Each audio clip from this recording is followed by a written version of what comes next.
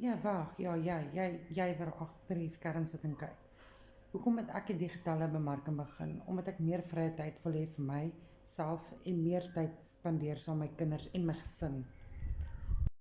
Ek het een keer ja gesê en ek het hom een keer aangekoop. So ek verkoop hom nou resell die res van my lewe. Daarom kry ek inkomste vir die res van my lewe.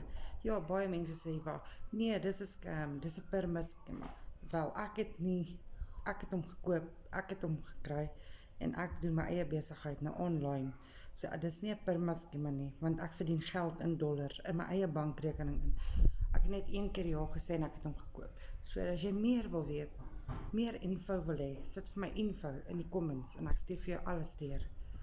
Nee, dis nie dat ek wil brag of wat ek wil ryk word en goed nie. Dis net dat ek meer tyd kan hê saam met my gesin. Dis kom ek ander mense ook wil help om 'n beter inkomste vir in hulle lewe te kan kry en om meer tyd saam met hulle gesinne te kan kry. Dis kom ek die digitale bemarking gekies het. Is 'n e-learning programme wat ek verkoop.